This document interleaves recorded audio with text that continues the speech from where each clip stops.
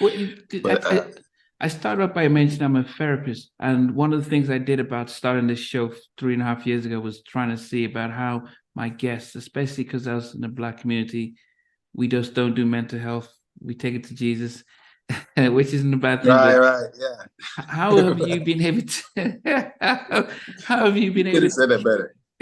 How have you been able to sort of, in the midst of being in such a busy industry and those that, how have you been able to sort of maintain your own emotional well-being and mental health? Mhm. Um, that I would say like I'm definitely a work in progress, and I will continue to be like, because like I said earlier, I in music and in life, like I just will always forever be a student and remain as best I can, always remain teachable. Mm, And that's not just music, that's just in life, because some of the most humbling moments for me comes from, things I learned from my son and my daughter. Like it'll be the most humbling experience for them. Like, wow, because it'll be something I learned about myself, or, you know, um, because definitely there's actually something that I realized there's actually, and I think probably producers don't talk about enough in this industry that you just said that, but I think there's a lot of trauma that actually builds up over the years, because it's interesting to work to put your heart and soul into a project, days and days and days in the studio, and go to the label. Real situation. They'll play the first 10 seconds. I'll go to the next one. And you're like, wait a minute. We just spent 4 days working on this song and you didn't even listen through the first verse. Like, and so like later on in my career, I've learned how to come to terms with that and be okay with it, and almost become indifferent to the material after you. It's almost like you have to I've learned you have to release any expectation of mm, it and move forward, like with that expectation. I mean, with that non-expectation. mm, And so, but man, it's a lot of it's definitely a lot of self-work for sure. But that's the type of thing I love. Like in my show, I have so many books on, personal work, and like mm. a lot of inner work stuff that I try to practice daily. And so yeah, that's the way I try to maintain my mental health, because it could it's challenging, Mm. For me being away from my kids, I when I moved to LA in 2000, my son was a year and a half, Wow.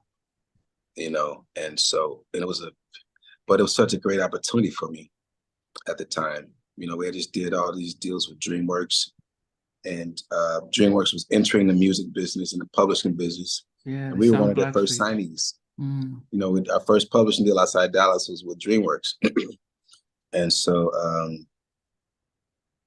it's pretty crazy to look at your check and see SKG.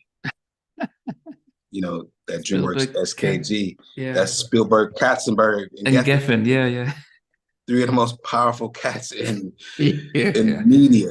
yeah. So, so it was a great opportunity, but a lot of sacrifices was involved. But I've been making sacrifices, going back since I was 8.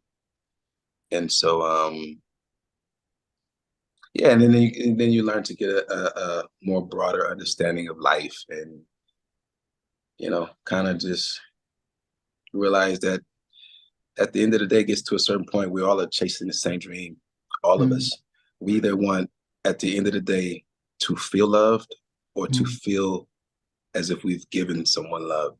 mm, Anything, anyone out of the 8 billion of us walking around on this planet, everything comes to one of those two feelings, either feeling love or giving love. Like it ends at one of those. mm, And so yeah, just really just taking life a day at a time, man, and mm.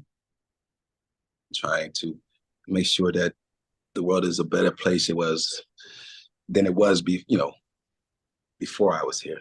And so yeah, that's really it, man. And yeah, I think you said something about the creating music and it not being appreciated, and some of us have our self-worth in those things, like, oh man, and then someone rejects it, and it's like someone cold calling, and they say, I'm not interested. Well, it's not as if I don't like you, it's just I'm not interested in what you're trying to sell. But yeah. then if you attach so much into it, you can't imagine And how that you've would poured feel. your heart into it, man. Like, yeah, Wow. yeah, man. It's challenging, man. But still learning from that. You have to learn detachment. Not to attach to a certain outcome of certain things, and that's not just music. That's life.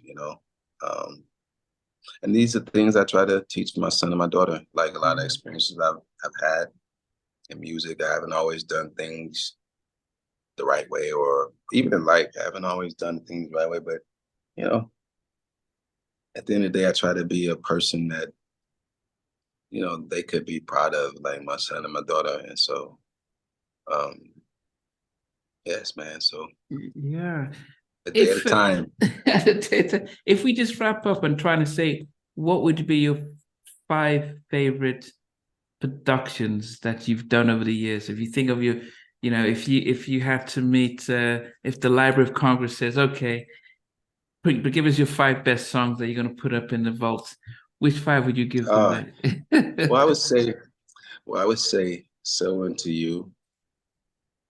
Um, I just think like every time I hear that song to this day, I was like, man, that's just such a good feeling when that song goes off. Yeah. And I would say that. I would say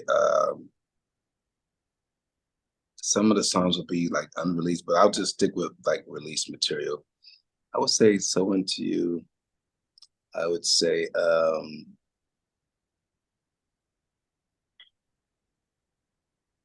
wow, that's a tough one, man. That's Five, really then. tough, man.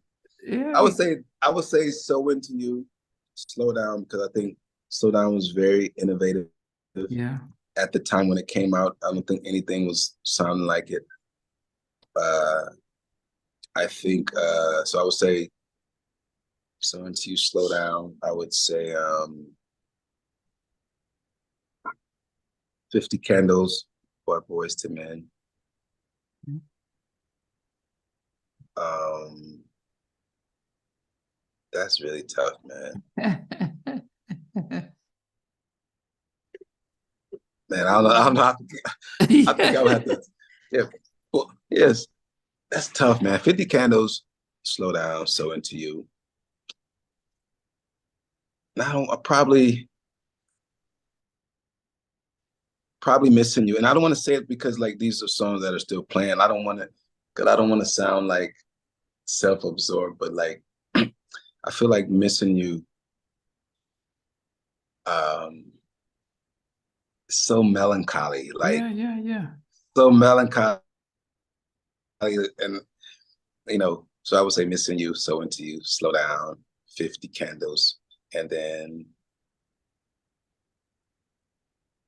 uh, I don't know. What would you say for a fifth song? What would you I think? think the They Don't Know is a very Oh yeah, emotional they don't. track. Yeah, they don't know. Yeah, man. I mean, as much as I said, it's not we're not There it looking to be is. your That's my biggest. five. Yeah, yeah, They don't know. yeah, They don't know. "Missing You," "Slow Down," "So Into You," and 50 Candles.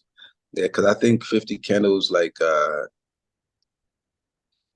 at the time when we did that song, and we were in such a zone with Boys to Men. Like when we did that song, it was like it was just magical. And we wrote that with Sean Stockton. Well, Sean actually, Sean actually wrote that one by himself. oh. From what I can remember, I think Sean wrote that by himself. We had just gotten into Philly, and Sean literally wrote that by himself. Yeah, 50 Candles. Yeah, so that's my vibe. Yep. Hey guys, thanks for watching. Thanks for being a part of Halftime Chat. Please remember to subscribe, share, and comment. But most importantly, why don't you become a member of Halftime Chat? We've got amazing videos, amazing perks, and being able to support the channel. But anyway, thanks for watching. Take care. I never participated in that kind of. And somewhere in between us for even loving us, on which I didn't miss you. What was it like growing up? She's still making an impact on 4 houses down. I have a couple of pieces. Trying to get this one and that one. That works for you, but just for me, No, okay, you okay. They don't understand what Jonas' voice winning all spirits. Play it.